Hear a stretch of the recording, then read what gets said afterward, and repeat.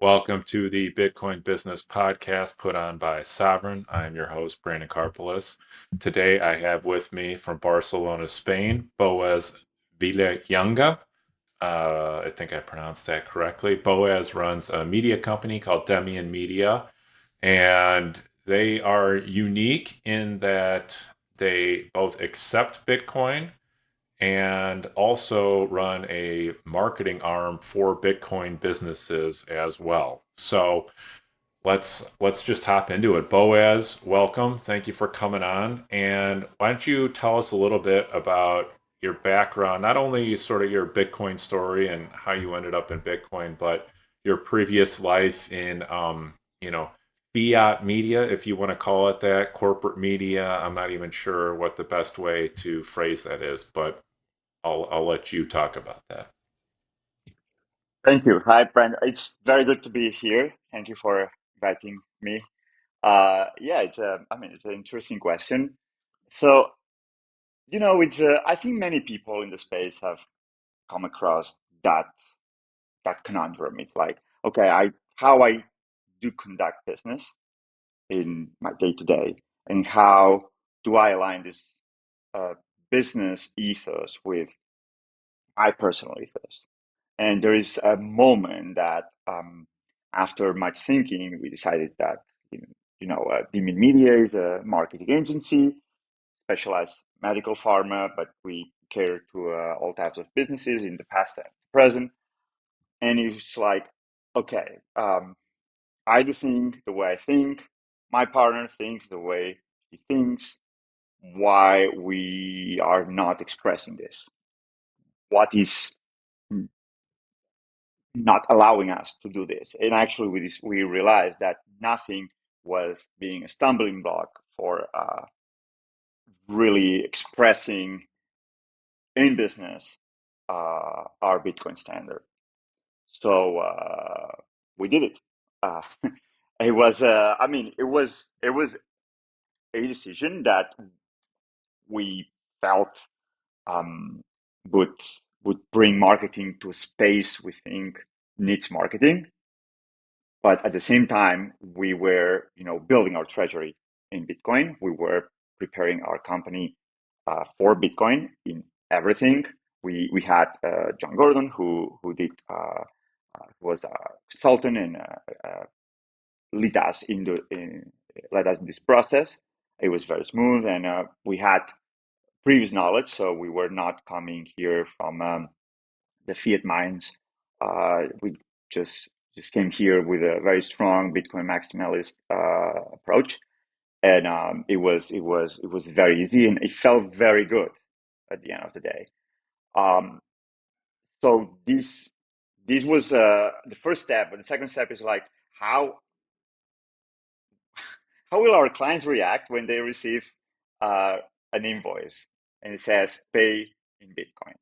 And so far, so good. I mean, there's there has been no questions. Some have asked if they would be accepted. And I said yes, that's why it's there. And some they did it once, some they never did it.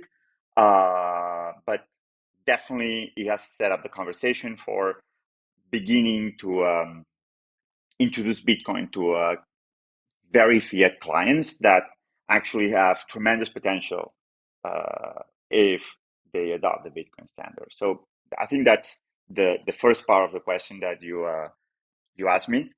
Um, the fiat corporate. So I come from McCann. That's why Yes. I got to learn marketing and all the everything marketing related. It was very oriented in pharma, McCann Princeton, McCann New York.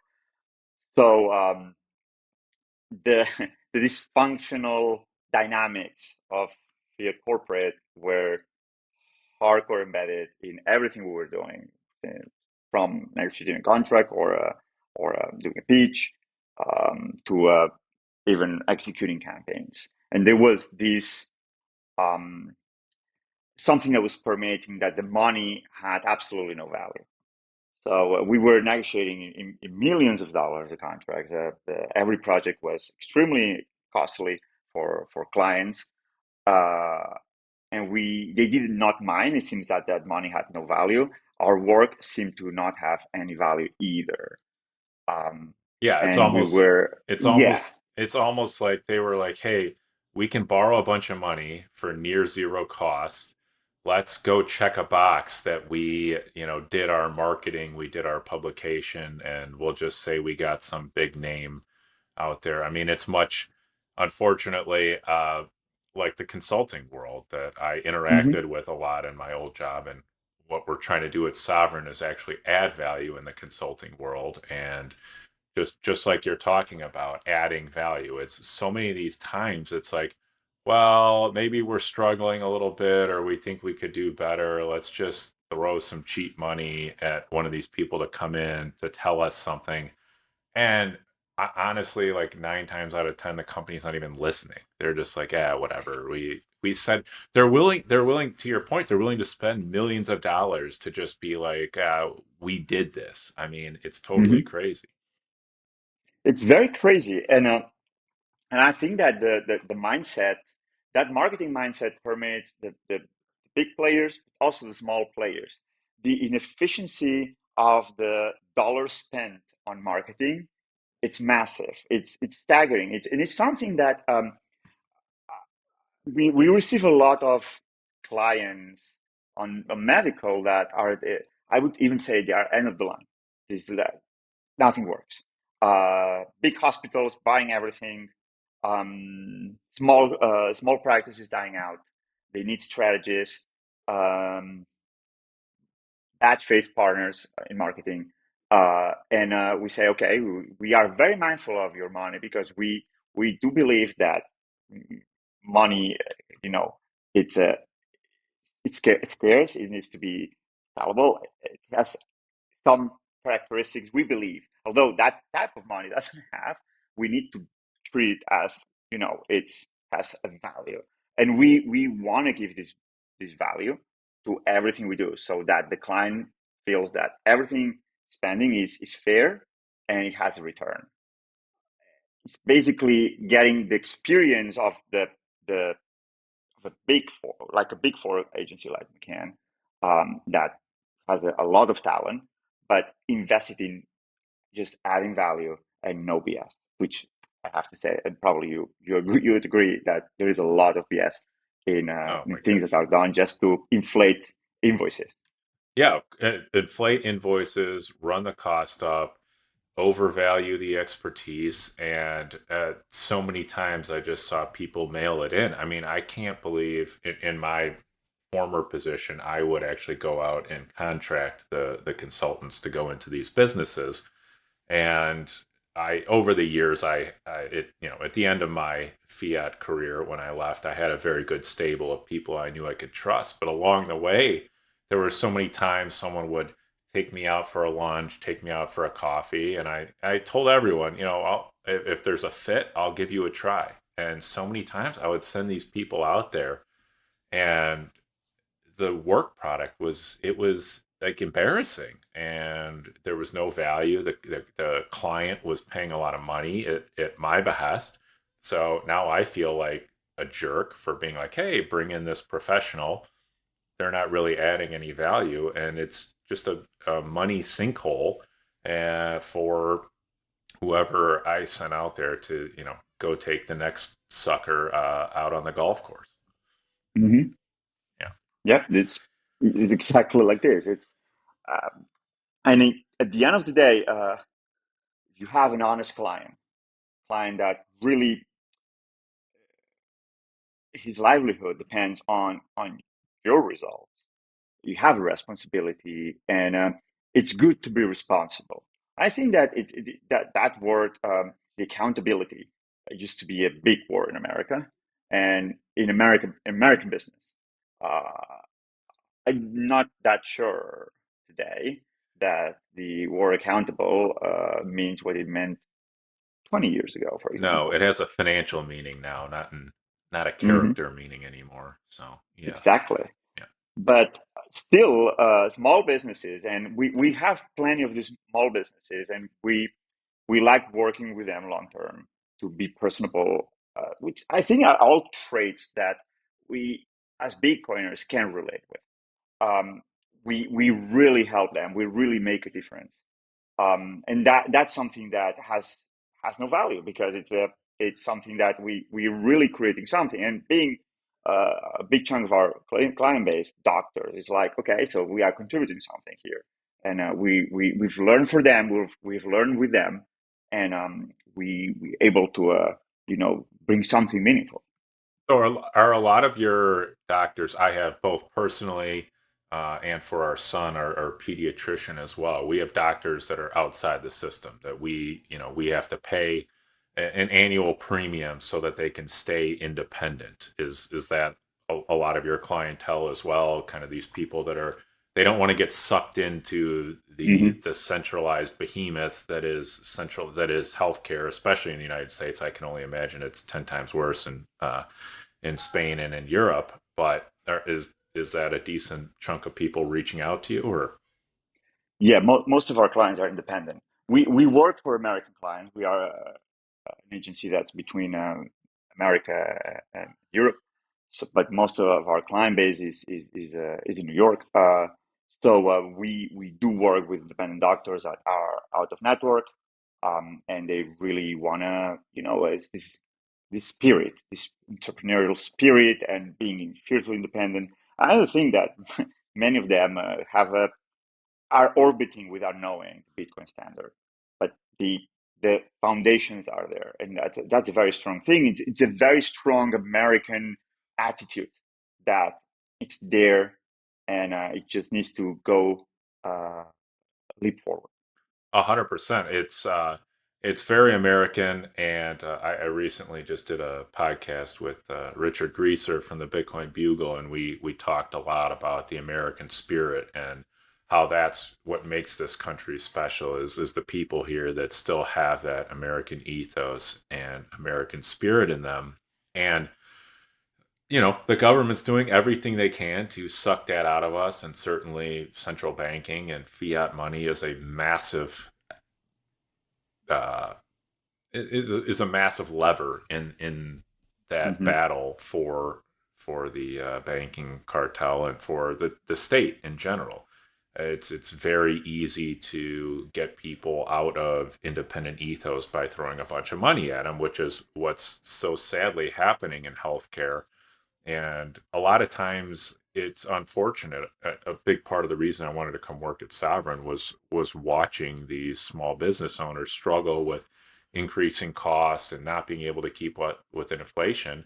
And it's even worse in the medical industry because you get Hmm. the money printing, you get the actual dollar debasement, and then you get the insurance inflation on top of it. You Yeah. get you get two separate industries. You get billing, you get insurance, and those are bureaucratic nightmares as well. So you get the increased bureaucratic costs from those passed on to you, along with the debasement. You're almost getting like 3x debased, and a lot of these people, just like the business owners I was dealing with, they just throw their hands up and they got, what else am I supposed to do? I'm 58 years old, or whatever, and it's just like I might as well just take the buyout and be done here because it's such a struggle just to keep my finances in order. And I guess I'll just ride off into the sunset. I'll spend I'll leg out the last 5 years of my career just dealing with this system and the pain and everything like that. So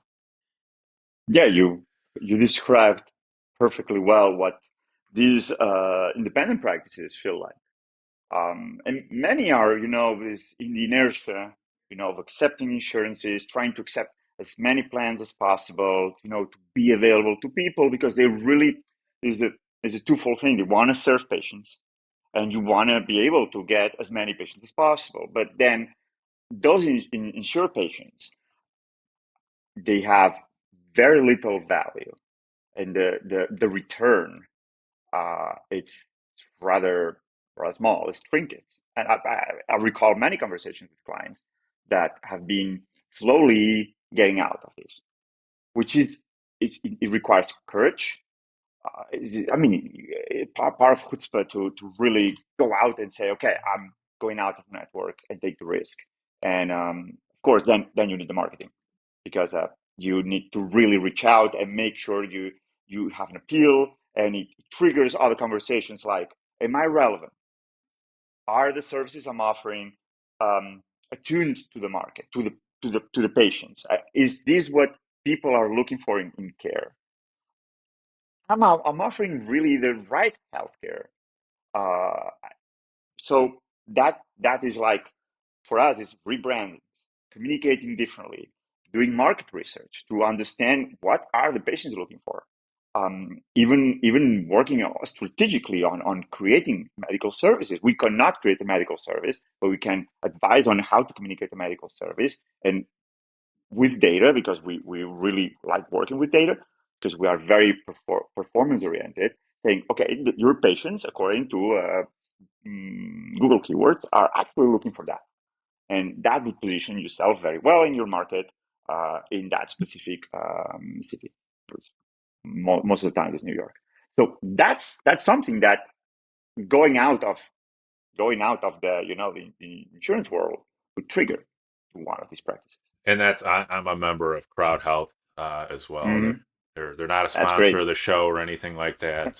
So I use them personally. If you want to be a sponsor of Crowd Health, please reach out. Um, I do use them personally, and I it's liberating knowing, and I hope more and more outfits like them will spring up to start peeling away at these layers of bureaucracy and all these added costs that we talked about already, that are putting pressure on the doctors, on the caregivers, and start being able to strip some of the bureaucracy and the fiat debasement out of this industry. And I saw something. Sorry, I'm getting off track. I'll circle Oh, back. good. But I saw something recently that it was the largest increase in jobs were healthcare and some other industry, I forget. And a lot of people were saying, well, yeah, these are the jobs that require, I think it was education. Education was the other one. And it was, and, I heard oh, well, these are the jobs that require people that, AI automation hasn't taken over.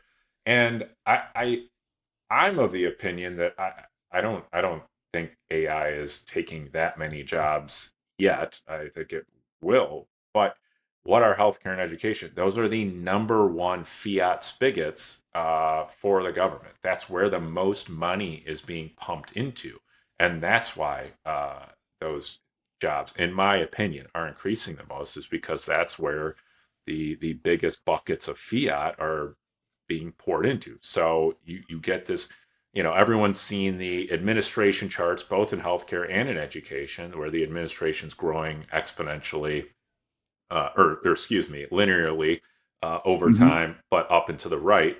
And then the actual physicians and teachers are just completely flat. So you just get this Mm-hmm. bloat, bloat, bloat, bloat. Okay. So now circling back to the ultimately, this just the patients are the ones suffering. They're the ones punished by this system because all the incentives are broken. They're not able to get the care. And everything is, get your patients in 10 minutes max. You should be seeing 6 people every hour. And as someone who worked on a deal where we had some financing to a hospital, I know that's exactly how it works. Like, that's the mandate. You should be seeing 6 customers every hour, 8 hours, 10 hours, however long you're working, and they model their projections off that and everything. And like I said, the person punished is the client. So, or is the patient.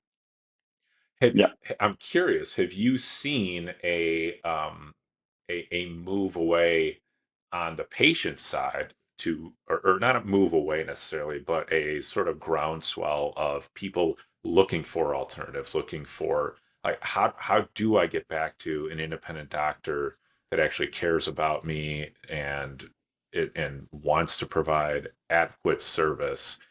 Have you seen it on the patient side? totally. It's very hot right now.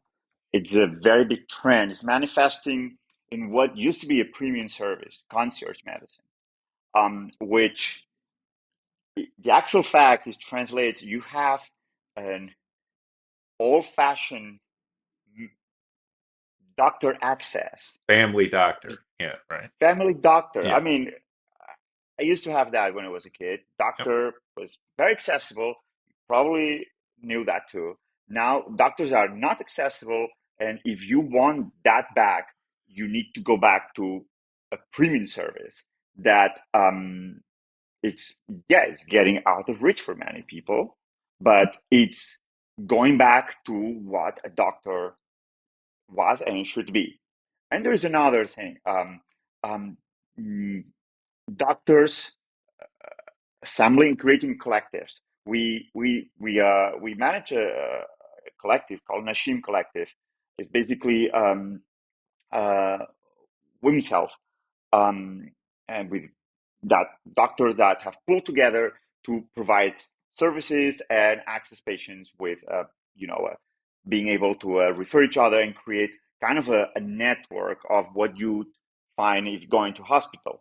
So here you access this collective as a patient, and you access all these physicians, and you can independently contact them, but you'll at least have a pool of vetted physicians that you know are going to give you old school uh, doctor treatment. And that I think it's a beautiful thing. And it's where the fiat comes to see the actual value.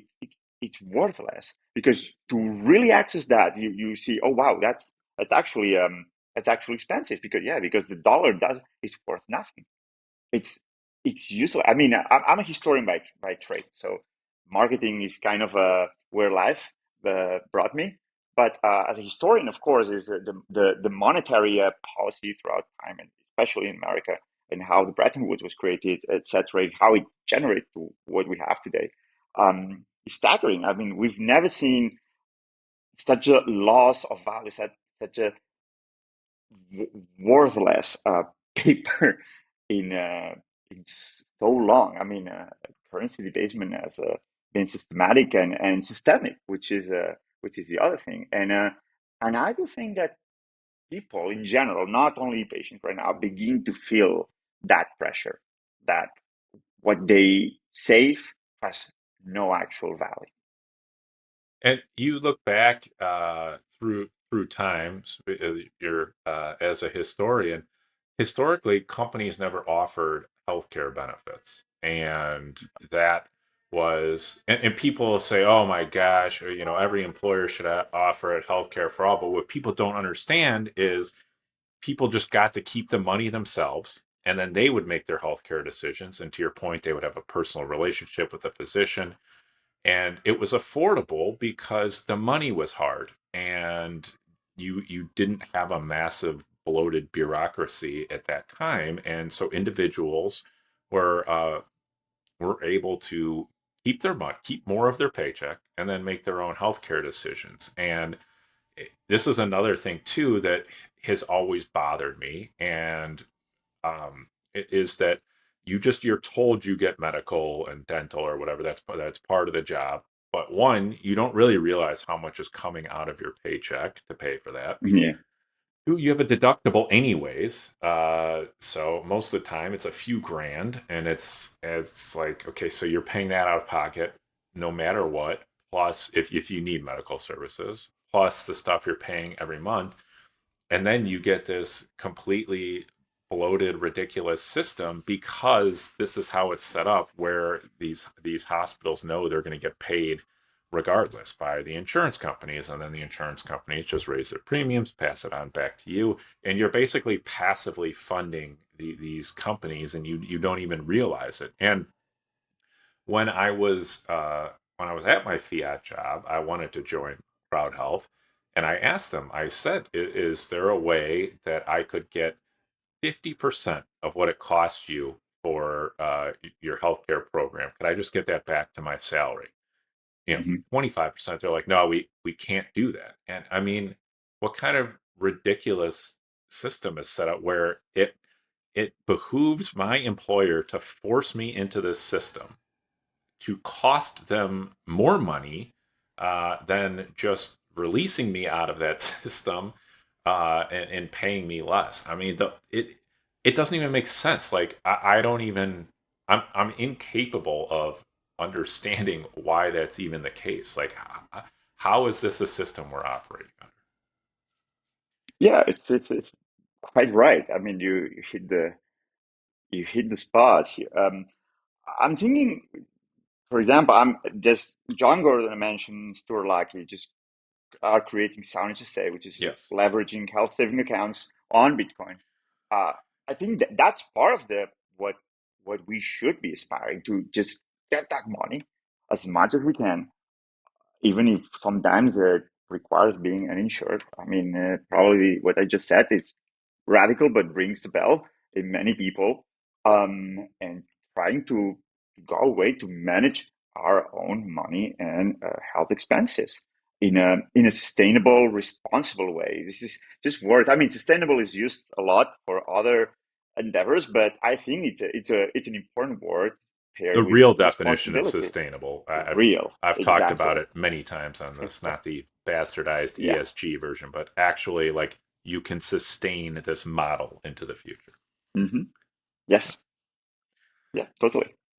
Yeah, I mean that is so important, and that's the crazy thing too is that it seems so radical, but now something like Crowdhouse, something like Sound HSA, which my wife signed up for, so I know it's not Nice. rolled out yet, but she's on the waiting list. So um, these are just tools to take back personal responsibility. And the crazy thing is, when you take back personal responsibility, you save money, you get better health care. And with a program like Sound HSA that's hopefully rolled out here soon, you're actually going to be able to save your money in a hard money that goes into the future. So you also you also have this perverse system now where you have these HSAs set up where you're saving in a debasing currency, and as you get older you actually need more medical care. So the value of your savings is decreasing while your need for medical care is increasing, and you have completely misaligned incentives, whereas something like Sound HSA or even just personally, even if you're just taking, hey, whatever I would be putting into my insurance plan at work or whatever, I'm just going to start putting that aside in Bitcoin. Now you have an increasing value to help you pay for your increasing medical needs into the future. And, that's just the perfect alignment. Yes. Yeah. And you mentioned something, personal responsibility. I do think that the less independent um, people we have, like doctors in private practices, small marketing agencies, small businesses that have skin in the game, that really need to be responsible for their actions, the less functioning is a society, the more fiat it becomes. I'm thinking, like, for example, I had to deal with hospitals. Working for a hospital is it's an experience. I'm going to keep it very PC in that case. It's You but you don't see you that, you don't have to keep it PC. Feel free. and it's like, okay, there is no personal responsibility on the money managed. There is no personal responsibility on an ER. Oh, forget about it. It's like you have a medical malpractice, you have a misdiagnosis, crazy cases. Doesn't matter. There's hospital comes in, pays, and you are out. But you are out and you continue. And the hospital is going to tell you, you keep going. What brought a medical malpractice? You just overwork, overtired, over whatever. But we will pay in because money has no value, and human life, I have to say, has very little value on many cases. And that's something that taking personal responsibility as a professional, not even a doctor or whatever, professional, is it brings back building a better society, building better relationships, and ultimately building better services and products that are going to benefit people. And you also have this problem where all the hospitals have malpractice insurance, and Hmm. the insurance policy specifically states you have to do X, Y, and Z. And so the hospital tells their doctors, you have to stay in this box because then we can get the medical malpractice insurance, as opposed to a doctor being able to actually be a doctor and treat their patients. And I mean, uh, COVID was the perfect example. Like, hey, Yeah, you can't treat patients with ivermectin or hydroxychloroquine, and you're not allowed to do that because that's not in this box, and we're not going to be able to get insured. So if the person dies, it's on us. Whereas it's like we could just give them nothing, let them die, but we'll have insurance coverage for that. So I mean, it's just a totally perverse set of incentives all the way down. When you take yeah, out that, and and you know, and thinking, for example, I mean, it's been very controversial, the case of the United Healthcare CEO. Um, you know what happened with Elizabeth Jones, etc. But the company itself, the practices on Medicare that's been uncovered, it's been denial. The typical deny, deny, deny.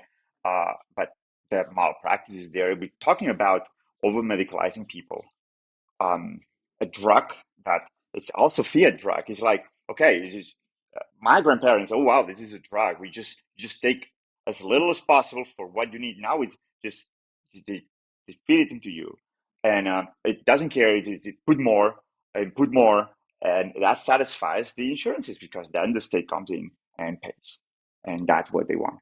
my fingernail hurts. That's I give me a huge. drug for it. Yeah, Yeah, yeah. yeah, It's but that's the debasement. Everything has no value whatsoever. Not that I think is the Fiat mindset ethos that goes everywhere, and I personally fight that. I think we need to regain value, but we need to also in our professional lives we need to regain value, like something is really worth it, and even a smallest thing, it's worth it. It's just we put this in this for this assembly line that and everything loses value. We really need to in an age of nascent AI, we need to really bring value back no matter what. right. And And to uh, your, and and yeah, Bitcoin is I think the cornerstone of that. Sorry, I exactly. needed to say that. No, you're 100% right. I apologize. I cut you off. You just got me thinking immediately too. These systems are such leviathans, such giants. You're never going to fix any of this stuff. I hear people on podcasts going, "Oh, this is the problem with the insurance company. This is how the pharmaceutical industry works, and blah blah blah blah blah. And this is how it's getting out to people, and this is making us fat, and that's making us fat." And that's all true, but it's all irrelevant if people don't take personal responsibility. Like, it is Mhm. on you to save yourself. These institutions, they don't care about you. The pharmaceutical companies, they don't care about you. You are a potential consumer for them. That's it. Period. End of story. Do you have a checkbook? Do you have an insurance company that has a checkbook? And that's it. And the only way to get out of these systems, to exit these things, is to take control of your own life and save in a real money like Bitcoin. It is the only thing, the only tool that you're going to have to be able to escape all of this lunacy and insanity that are these giant centralized systems. There is no repairing them. I mean, here in America, we just had this recent election, and there were so many people that were so gung ho. Oh my gosh, we're going to bring in Doge. We're going to, clear out the federal waste. We're going to, stop all these wars. And, it's been 8 months. We've printed more money. Yeah, We've ended no wars. We we've bombed Iran. We're supporting Israel and Gaza, and it just never ends.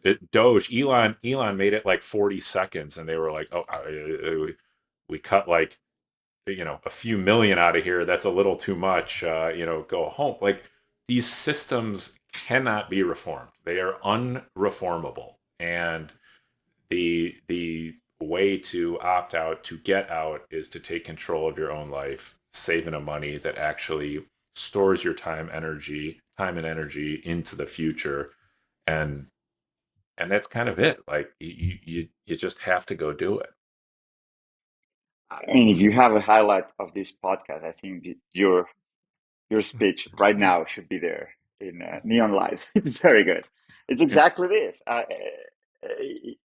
But yeah, I mean, all the excitement in November, last November, excitement on the so-called crypto world, which name that I really don't like. Um, I think it's a fake hype that just is a deviation from personal responsibilities. Building you what you build is what is going to really have an impact, not expecting on the macro level that the system is going to allow some magic here. And it applies to Maha as well. I mean, really interested, in, very keen on health issues. Don't want to really deviate, but there is a lot of good things there that seem to have entered, but at the end of the day, they haven't. So they are at the door, waiting, like in a waiting room. Many things remain in waiting rooms, and you keep that expectation, this hype, always in the waiting room. And 4 years has passed, and it's still in the waiting room. So there is no real change or reform, or if there is just to change the guard. You replace one crony guard with another crony guard. I think that some actors in the political space have already mentioned that very, very strongly, so I don't need to abound too much on that. No, I mean, to your point too, I sort of have a controversial. I don't want to say controversial. I mean, I don't know, controversial or not. But again, I'm back to you with the personal responsibility. Even the Maha stuff, like in the U.S., our food here is poison. Over in Mm-hmm. Europe, you guys have great food. Although you're starting to slide down the path too. Just slower and later than we are, but the seed oils are making their way into stuff Yeah, and all that fun stuff. And there's only so much you can legislate, and there's only so much you can do. Like, great, okay, we've got red dye, out of fruit punch Gatorade. But your kid still shouldn't be drinking fruit punch Gatorade. Like, at the end of the day, it's on you as a parent, it's on you as an yeah, individual to read the label, to look at stuff and go, hey, what is in here? What am I consuming? Don't outsource your health and your diet to some giant bureaucracy in DC that doesn't care about you, that has no idea about you. And great, maybe one day we get vegetable oil out of our potato chips. Awesome. You probably still shouldn't be eating potato chips. I, you know, like you have to take control. You have to look at it, and I get a lot of retorts of, well, there's just some people that don't understand what's going on, that don't know what's going on, and they don't stand. And it's like, no, we need to start getting the message out there that those people need to start paying attention. That personal responsibility should come back. That it's not the government's job to protect you, and it's this whole reframing of everything, that stop outsourcing your life to someone else, bring back the personal mm, responsibility, bring back control over your own life, and actually start living your life like you're supposed to, having agency over it, and don't rely on some third party to come in and make everything right, because that's never going to happen. And also, it's not rewarding, it's not fulfilling to feel like you're constantly outsourcing everything in your life. It's like a depressing nihilistic existence that you don't have yeah. control over your own life. It's very much like that. There was a time, a long time ago in America, that personal responsibility, the personal action, had a weight, had a value. Again, I want to throw here a personal comment. It was 6 years ago we made the decision to leave America. We cannot leave America, obviously, because it's Yeah. business. We family ties, etc. Physically less. But we live off, yeah, exactly. But we live off the grid in rural Spain. It's quite an adventure, but it's the most amazing food you'll ever taste. Fresh fruit, can avoid everything processed. It's not part of your life, and it's very surprising because there is a culture here of not having personal responsibility. It's really ingrained in the culture. But however, the amount of freedom, personal freedom to really be responsible if you want to be, it's staggering. And that's something that really impacts us because we think, okay, the American spirit is this cornerstone freedom of becoming whoever you want to be. That's it's ingrained in society, it's ingrained in the mindset, it's ingrained in the foundational system, everything. And yet there's been a beast that's been nurtured and fed over most of the 20th century, especially in the progressive era that so hailed in many hours, that has swallowed everything. And Cold War just got even worse. And I'm very surprised. It's a young country like Spain, young country in the sense of democratic country that has known what freedom is. Now you can lead more of a libertarian life here that you can in America, and that shocks me still today that it's like this. Um, I think, but it is. yeah, I mean, I think to your point and kind of what we're talking about, personal responsibility, opting out, like those places exist kind of no matter where you're at. Maybe not North Korea, but or like China or something, but probably even China, honestly. But yeah, you can get out, find a community of sort of self-sufficient community sufficient, I like to call it, um, uh, uh, uh, groups and communities, and you can sort of step out and do it on your own. And I mean, that's also the beauty. The internet has provided a lot more ability to do that. And now that we have something like Bitcoin where you can send money across the world instantly and have it settle instantly over Lightning or every 10 minutes over the base layer network, has just completely provided that opportunity. There really is an excuse anymore.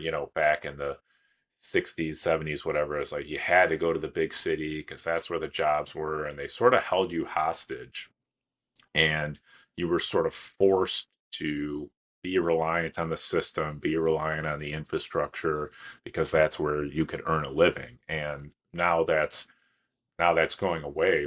We have even more opportunity to step back, to opt out, and interact less with the system. And again, that just goes back to you as an individual making that choice. So, Yeah, yeah. Um, yeah. oh, sorry. Go ahead. No, it's my question is how we bring that to America in a meaningful way that we are not crushed by bureaucracy, by the craziest fiat currency debasement you could imagine, and that everything engulfs you in this vortex. I just still I go back to America often, and I still see this vortex every time that it spirals and it spins all the time, and you really need to stop at some point to really see how we going to how we going to think or adopt the Bitcoin standard, which is the cornerstone of everything we're talking here. If we spin all the time, if we some people call it the rat race, it's so many names, but if you're constantly spinning, how are you going to see that actually you need to stop and think? And that is a very human and basic need and behavior that we cannot have in what is America today. And that's Well, very worrisome. It's the same as doctors. If you doctor has only 10 minutes, you're spinning. You're that's not thinking. that's exactly right. I mean, in my opinion, that's a huge part of why so many people woke up in 2020 was actually the world like stopped. They were at Hmm. home. They couldn't go to a ball game. They couldn't go in the office. They couldn't go to the movies. They couldn't go out to eat. I was like, well, what am I going to do? Well, I guess I have to think about things and learn about stuff. And I really do. I think that gave a lot of people exactly what you're talking about, to step out of that vortex, look at everything, and go, whoa, whoa, holy cow! Like this is something is seriously wrong here. And you know, a lot. I know a lot of people who have changed their lives, who have changed their views on things, have changed, you know, what they do with their kids, you know, what they eat, how they save, all sorts of different stuff, because it was like they got that chance to sort of just step Hmm. back and look at like, whoa, they were sort of shocked into um, reality. I mean, that was definitely me to an extent as well, seeing and slowly was like, what am I doing at this job where it's I'm up at 6, I'm home at 6, and it's like I'm just it's never ending. I just don't have any time for anything realistically, and you do need to step out and see that, and hopefully more people will do that, and hopefully that those opportunities continue, and as people adopt Bitcoin, that's another thing too, is adopting Bitcoin, you are able to step off that hamster wheel. You actually have savings where you're like, oh, I know this is going to keep its value. I don't have to find 19 stocks to invest in, or Hmm. whatever. It's just like I can put my money here. It's increased in value. I can maybe go pursue something I've wanted to, or take a chance I never otherwise would have taken, because Bitcoin has afforded me that. So, Yeah, yeah. it's So ultimately the biggest truth. yes. So back to what you guys are doing at Demian. How are you sort of? I guess one. Let's. How are you guys incorporating Bitcoin into your business? How have you used it sort of as a treasury asset, also taking payments in it, and then two. How are you? Um, how are you going to market as a media company to have Bitcoin companies sort of get more exposure to the rest of the world? Is it more exposure within the Bitcoin community? Is it more exposure to everywhere? If you could just talk a little bit about that. Yeah, yeah. Actually, last question. I think it's a very important one. It's an ongoing discussion because many Bitcoin businesses think, okay, we need to go to our audience. Audience is like going to Nostr. It's got to have a Nostr strategy, which is something that is very fluid right now. It's like is advertising, is a traditional more traditional social media approach. What is that? So that's I think what is attracting most attention of Bitcoin businesses. Let's do this route. We say no. Sorry, I'm very very clear in here. It's a no. No, I mean Let's that's what I want to talk to you about. I mean, you're a yeah, yeah, yeah. professional at this. You've done it. Your boots on the ground. Like this is what I want to hear. So yeah. But this is a kind of a bet. Say, okay, let's go after the non-Bitcoin potential clients. Let's go to tell them why a Bitcoin oriented product or or a service based in Bitcoin can be worth for them, which I think is the big penetration moment for a Bitcoin business. It may seem like, okay, let's go to the convinced ones, those that are adopted the Bitcoin standard. It's a safe bet. It's a safe bet, but how are you going to do that with marketing tools that are not oriented at all? Like actually, they can have walls to impede to do this. That having the word Bitcoin kind of a not there because you cannot use it. So let's treat it like a normal product. Let's say we are a normal product with value.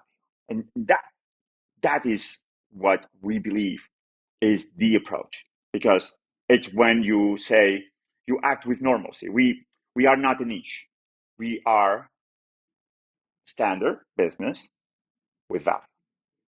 And that is a hard sell. I'm going to be honest. That is a hard sell because it requires being this lead, this going forward and saying we need to go to the normies. Let me say it this way. So it's difficult. I understand because then there's an investment here, and you want to see a return on your investment.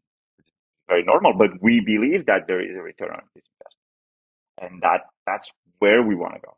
And that we kind of try this strategy with the specific businesses we're having now and Bitcoin businesses and go after it. Because I mean, we opened pretty recently to Bitcoin businesses, so it's I'm not sure there are so many marketing agencies working with Bitcoin businesses right now. And what we've seen is very oriented with the market, with our own community. And going out is the big step. It's a big step for Bitcoin, no matter what. So that's the I think is the courage to really treat ourselves like we are an inherent part of the business tissue of America. I mean, So that's what that would we, help a lot. yeah, no, I mean, we've battled that a lot at Sovereign. We've like, okay, our job is to onboard businesses to Bitcoin. So it's like, Hmm.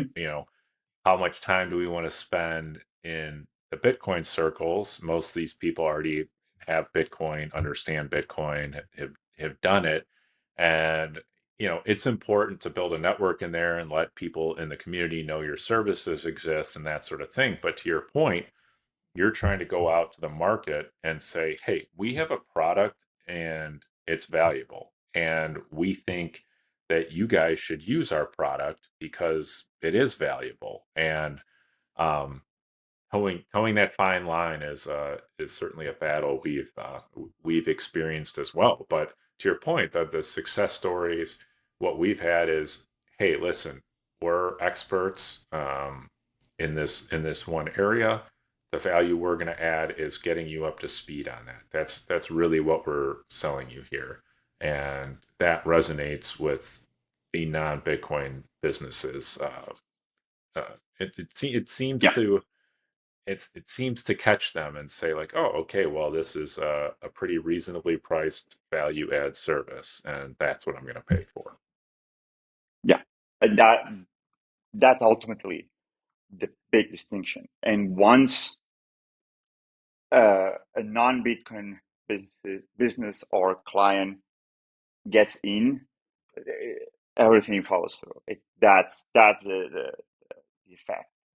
And I do believe that we need to bring a lot of openness to Bitcoin businesses to really be out there and not have the fear of or the safety of the niche of a captive audience. Yeah, that's so true. That's Yeah, and it's scary too. I mean, going out and going into uncharted waters and trying to figure out what's our actual fit here. I mean, uh, we've spent the better part of the last 8, 9 months just trying to figure out like what exactly is our fit. I think we finally found it. And to your point, it's going out, being in person, connecting with people, building a trusted relationship, and then saying, mhm. "Hey, you trust me. Not we have this service that we would like to offer you. Oh, by the way, our service happens to be how do we get you onto a better money?"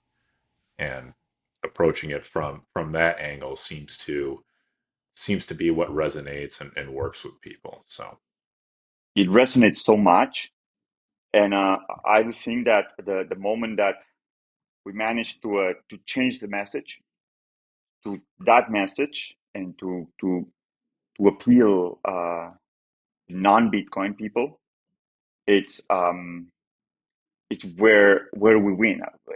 Seeing ourselves with our clients, it's like, what is SnapRite? It's the first reaction. We do the invoicing with SnapRite right now, and they get this little button there, yeah, or not that little, Yeah. and it's it. I mean, it could offend people. It's honestly, it's been no problem whatsoever, and the adoption. I do believe the next 9 to 12 months we'll have most of our clients are paying on Bitcoin. So it's also a strategy, and it's believing in slowly getting these things and not trying to force, but the values there.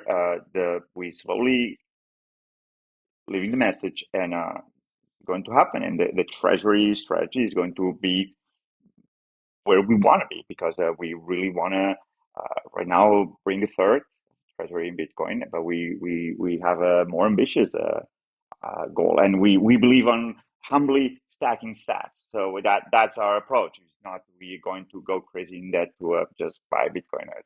It's not the Bitcoin standard. That's another thing. So we humbly go there, and we slowly go there as much as is needed. I couldn't agree more. We're big believers in the be profitable, take your profits, put that into Bitcoin. Now you're a Bitcoin treasury company, as opposed to all this financial alchemy. And listen, people are going to do it. It's going to happen. I don't even Yeah, besmirch the people that are doing it. Like at the end of the day, listen, us trading our dollars for Bitcoin is fiat arbitrage, right? Like we're getting rid of the bad money and we're getting better money.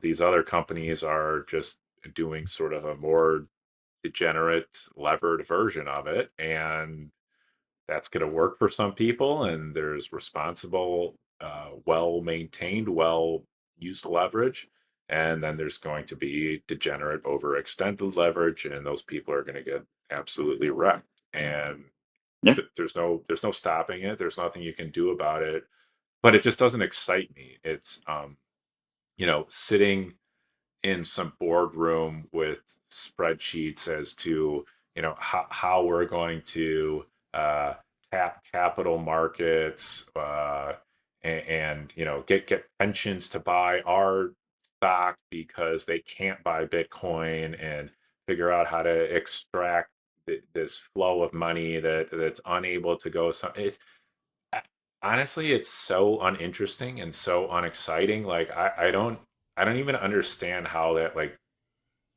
brings people joy. Or you're not adding, you're not producing anything. You're not, no, there's no product or anything. You're just playing a game with someone and moving numbers hmm around. You're not forwarding society. You're not doing anything. You could make the argument that, hey, you're getting people Bitcoin exposure that can't get it. Well, why can't our system get Bitcoin exposure? Maybe we should ask why pensions aren't allowed to buy spot Bitcoin. Why are endowment funds not able to buy Bitcoin? Like, maybe we should be addressing these issues and solving yeah, that problem, instead of providing some circuitous roundabout way to get paper on paper on paper exposure to the asset, and not even actually being able to hold the asset, have control, have sovereignty. Like maybe your time would be better spent solving that problem, as opposed to just you know playing fiat games. But I digress. yeah. No, it I agree. At the end of the day, time brings balance back, and I'm a hard believer on that. It's you can do all these edges, you can try to find whatever, and but balance is going to be restored, and especially in Bitcoin, this is no way you're going to swing that or find whatever it's yeah. balance is going to be back, and humbly stacking stats is going to be the way, and it's a matter of real value, not what you're doing. Yes, I couldn't agree more. So, couple of final questions here before we wrap. So, uh, what percentage of your clients would you say are Bitcoin companies versus non-Bitcoin companies today? Right now, we 15%. We want to increase that. I mean, we going after trying to serve uh, Bitcoin companies. as much as we can. We have our focus on doctors. We really want Bitcoin doctors as well because that's that would be just jackpot. Yes. It's we can serve them very well, but I do think that the strategy I mentioned is really bringing them to the fiat world and say, hey, we here and we are a legit player and we are the better player, the best player you can find. It's the way, and it fits so many purposes at the same time. Even the more transactional ones, of course, because that's the ones we need to fulfill. But ambitious, but we really want to slowly grow and position ourselves with expertise and success cases that can really confirm that. And it's been this year, it's 2025, and it's quite an adventure, but it's our adventure, and it feels good to really harmonize with personal things. Since mining the first Bitcoin in a supercomputer back in 2014, and now being a company that not only has a treasure in Bitcoins but also serving Bitcoin businesses because it's what we ought to be. I think that's the right expression. We ought to be. Yeah, And sorry, I digressed a little bit. no, no, I that's got carried away. no, that's great. That's fantastic. And I know we talked a little bit about it earlier, but without giving away your secret sauce or whatever, but what are some of the things that you found as you go to market these Bitcoin businesses, um, outside of what we talked about already that are are resonating with people that end up becoming customers of your clients? I think there is a lot related to the product. So thinking of a case, you really treating it like the best product that it, really getting into the vent, into the education, and and and saying no, no, actually we it's not we are not selling you a lifestyle. We are not selling you an idea. We actually selling you the same thing that I don't know Fidelity or any other insurance would sell you, but we are better. And let me explain you why it's better and explain you why you really gain something here. That's the approach. I'm not going to say Bitcoin is a marginal note, but I would say it's not on the hard selling method.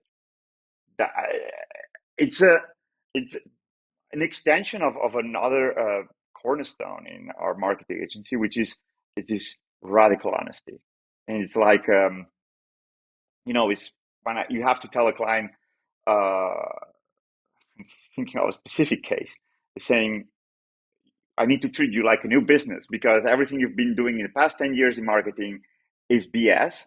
You have nothing of what that agency promised you. I'm very sorry. And I'm not going to have the results you expect because you're starting from scratch. And so that client specifically took it very well. He said, let's work together, let's do it. But I could have lost that client Yeah. that day saying, sorry, you coward or you're trying to prepare me for failure. No, it's not the case. I just being honest because I cannot do it anymore.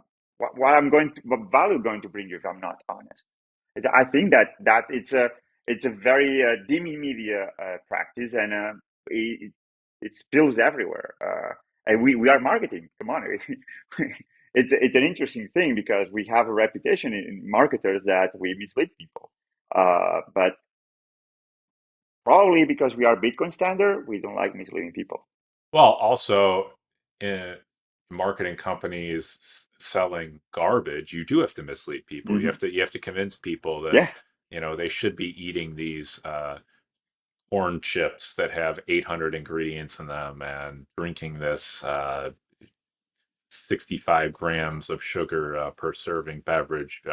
You do have to mislead them. You have to convince them that it's cool or it's exciting or it triggers your endorphins or whatever. I mean, those are just food consumption example. But I mean, even yeah, take cars. I mean, there's so many terrible cars out there that have all sorts of problems and break down and aren't reliable, and then you try to sell them on good vibes or you'll look cool in this thing. And I mean, the general, the whole concept of marketing is basically, to your point, misleading people to buy something on sort of a false premise. And I love what you're talking about, radical honesty. It's like, no, we actually believe that this product has value, and that's why it's important. Like, this is being built by Bitcoiners.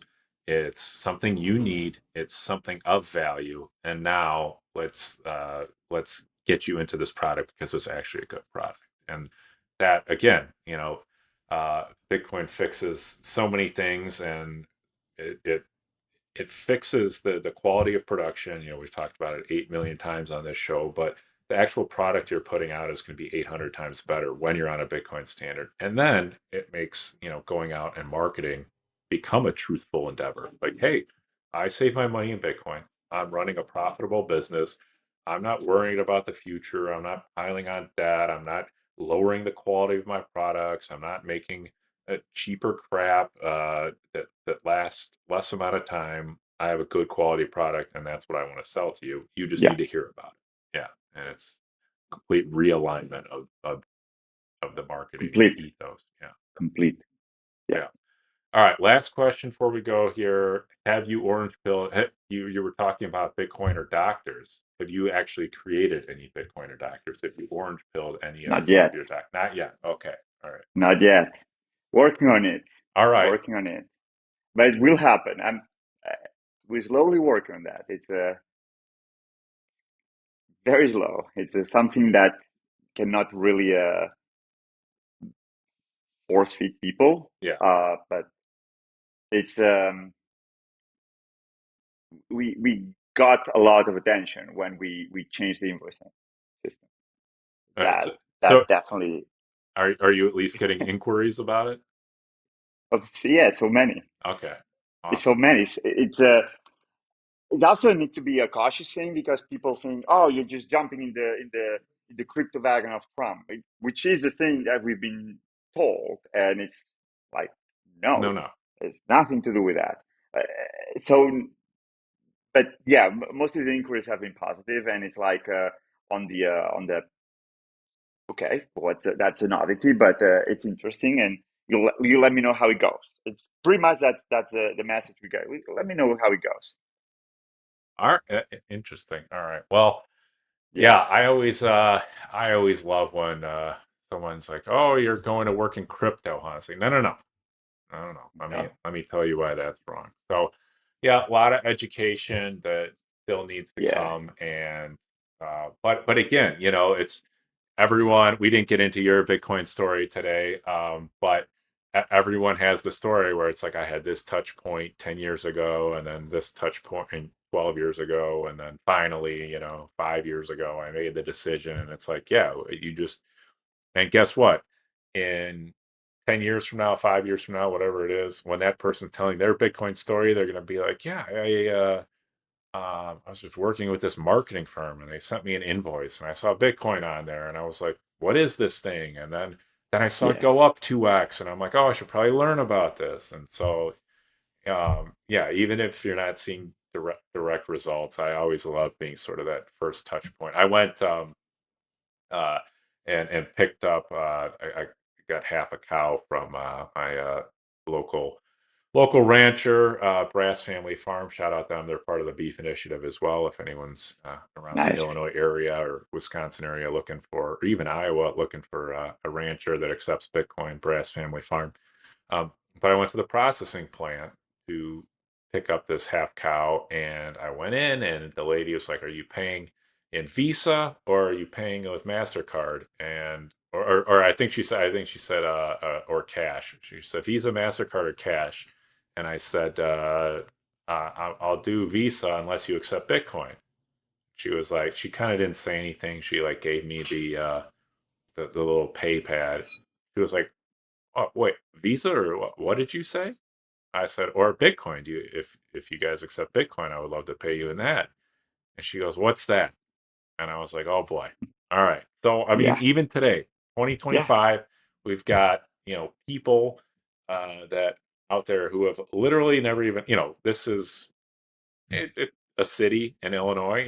It's not some uh, uh, Aboriginal tribe in uh, some remote part of the world. This is someone living in civilization with a phone and TV, and still don't know about Bitcoin. So, being that first touch point for someone, uh, you may not see the results. You may never hear from that person again. You may not even know if they ever bought Bitcoin, but hopefully one day when they're telling their story, you can be that first touch point. So. It's a transformational touch point. Yes, exactly. So, all right. Well, Boaz, thank you so much for your time today. Where can people find you if you're in the Bitcoin space and you might want some marketing or PR help, or if you're just in the business space and you're listening to the Bitcoin Business Podcast to start hearing about what is so transformational about Bitcoin being incorporated into your business, and you might want some marketing help. Where can people go? Here we are. Yeah, what do you want to point them to, like a website, social media? Yeah. I mean, I assume that you're going to put I will. our Yeah, link website, Media. We are yeah. there. There is a nice phone number. It rings, so there is a human at the other end of the line. So All right. we are available. We are reachable, and we are very approachable. Yeah, so it's Media if people are Yeah. looking to go to the website. And do you want to have people look for you personally anywhere? They can look at my crazy profile, bvillalonga.com. You'll see my past life in academia as a historian and in Fiat academia, crazy Fiat. If you want to talk about Fiat academia one day, just let me know. And and also my writings, I write on the side. That's, let's say, the artistic purpose. Awesome. Well, I'm Plebe Anon on Nostr. If people want to check me out, as always, the Sovereign account. We're on X, we're on LinkedIn, we're on Nostr as well. Just a couple of things real quick. We're playing a big role. We're putting two panels together at the BTC in DC, which at btcindc.com. You can use the promo code Sovereign with the first E, even though it's not spelled like the name of the company. So Sovereign, the full actual English spelling of the word, to get a discount there. And then also, I'm going to be on a panel, and a few of us will be participating at the Bitcoin for Financial Advisors program out at the Space in Denver, October 16th to October 18th. And that is the promo code Sovereign, spelled like it is on my shirt without the E, and you can get 10% off there. Or maybe it's more, I don't know. I forget. Either way, if you're listening to this and interested in BTC in DC, or the Bitcoin panel in Denver for financial advisors and professionals, please check that out. So, Boaz, thank you so much for your time today. Really appreciate everything. Enjoyed the conversation, and we'll talk soon. Thank you, Brandon. Thanks. Likewise.